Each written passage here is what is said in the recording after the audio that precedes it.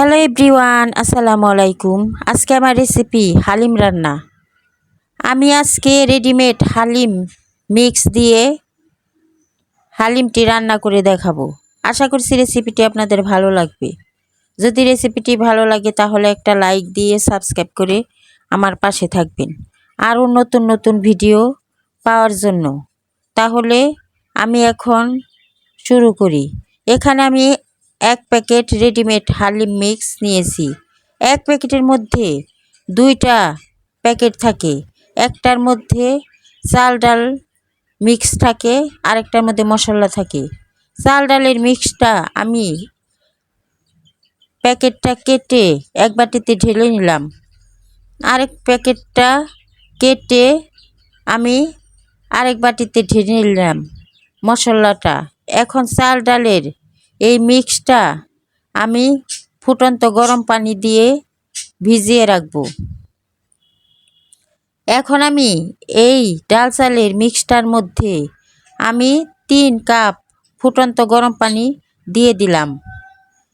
এখন এই মিক্সটাকে ভালো করে নেড়ে চেড়ে আমি এক সাইডে 30 মিনিটের জন্য রেখে দিব। ভালো করে নেড়ে চেড়ে চাল ডালের মিক্সটাকে দলা ভেঙে দিতে হবে, তা না হলে দলা পাকিয়ে থাকবে। এখন আমি 30 মিনিটের জন্য এক সাইডে রেখে দিলাম। আমি আধা কেজি গরুর মাংস নিয়ে নিলাম। ছোট ছোট টুকরো করে ভালো করে ধুয়ে পরিষ্কার করে নিলাম। এখন এই মাংসটা রান্না করার জন্য চুলায় চলে যাব।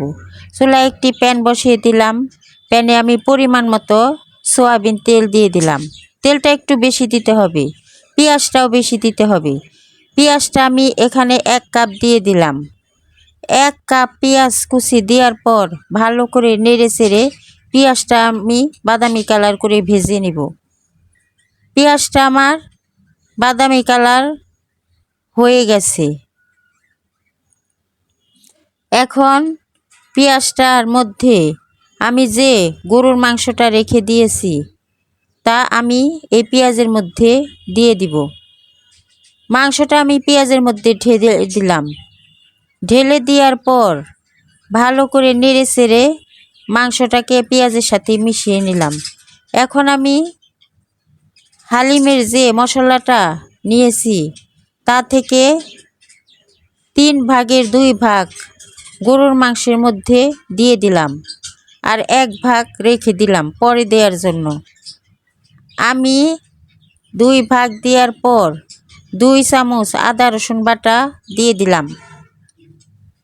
আদা রসুন বাটা দেওয়ার পর আবারও নেড়ে চেড়ে মশলাগুলা মাংসের সাথে মিশিয়ে নিলাম। এখন এর মধ্যে আমি অল্প লবণ দিয়ে দিলাম। লবণটা আগে বেশি দিতে যাবেন না। আধা চামচ লাল মরিচের গুঁড়া দিয়ে দিলাম। এখন নেড়ে চেড়ে মাংসটাকে আবারও মশলার সাথে মিশিয়ে নিলাম। ভাজা জিরার গুঁড়া আধা চামচ দিয়ে দিলাম। এখন মাংসটা আবার নেড়ে দিলাম। এখন ঢাকনা দিয়ে ঢেকে মাংসটাকে আমি রান্না করে নিব। এখন পানি ব্যবহার করা যাবে না। যে পানি উঠেছে এর পানির মধ্যেই মাংসটাকে কষিয়ে নিতে হবে। ঢাকনা উঠিয়ে মাংসটাকে আমি আবারও নেড়ে দিলাম। এখন মাংসটা নেড়ে দেওয়ার পর আমি এই মাংসের মধ্যে গরম পানি দিয়ে দিব। 1 কাপ গরম পানি দেওয়ার পর আমি মাংসটাকে আবারও নেড়ে দিলাম। নেড়ে দেওয়ার পর আমি মাংসটাকে আবারও ঢাকনা দিয়ে ঢেকে দিলাম, যাতে ভালোভাবে মাংসটা সেদ্ধ হয়। কয়েক মিনিট পর ঢাকনা উঠিয়ে মাংসটাকে আমি নেড়ে দিলাম। মাংসটা নেড়ে দেওয়ার পর আবারও ঢাকনা দিয়ে ঢেকে কিছুক্ষণ রান্না করব। কিছুক্ষণ পরে ঢাকনা উঠিয়ে মাংসটাকে আমি আবারও নেড়ে দিব।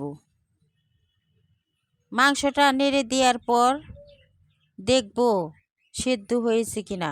মাংসটা আমার সেদ্ধ হয়ে গেছে। এখন চাল ডালের মিক্সটা যে ভিজিয়ে রেখেছি তা আমি মাংসের মধ্যে দিয়ে দিলাম। মাংসের মধ্যে দেওয়ার পর ভালো করে নেড়ে দিতে হবে, তা না হলে দলা বেঁধে যাবে। এখন আবারও গরম পানি দিয়ে দিলাম 4-5 কাপ। পানিটা ফুটন্ত গরম পানি দিতে হবে। পানি দেওয়ার পর আমি নেড়ে আবার ঢাকনা দিয়ে ঢেকে 1.5 ঘন্টা রান্না করতে হবে। কিছুক্ষণ পরে ঢাকনা উঠিয়ে আমি হালিমটা নেড়ে দিলাম। এইভাবেই কিছুক্ষণ পর পর ঢাকনা উঠিয়ে হালিমটাকে নেড়ে দিতে হবে, তা না হলে নিচে লেগে যাবে। এখন আমি 1 ঘন্টা রান্না করার পর ঢাকনা উঠিয়ে হালিমটাকে নেড়ে দিলাম। নেড়ে দেওয়ার পর আমি এর মধ্যে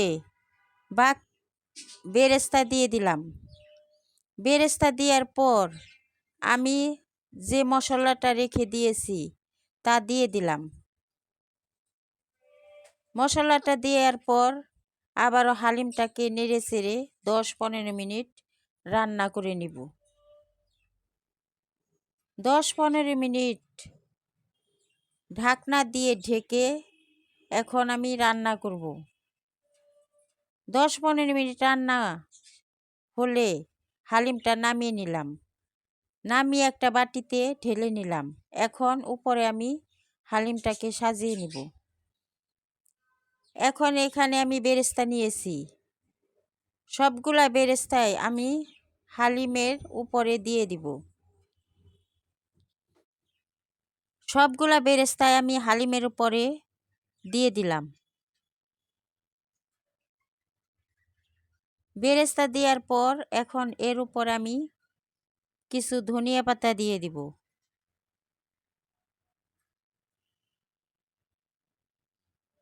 ধনিয়া পাতা দেওয়ার পর এর উপরে আমি আদা কুচি দিয়ে দিব। আদা কুচিটা দিতেই হবে। আদা কুচি না দিলে হালিমটা মজা লাগবে না। 1 টুকরা লেবু রেখে দিলাম। হালিমটা খাওয়ার সময় লেবু চিপে হালিমটাকে খাবেন, দেখবেন কতটা মজা লাগে। যদি আমার রেসিপিটি আপনাদের ভালো লাগে তাহলে একটা লাইক দিয়ে সাবস্ক্রাইব করে আমার পাশে থাকবেন। ধন্যবাদ সবাইকে।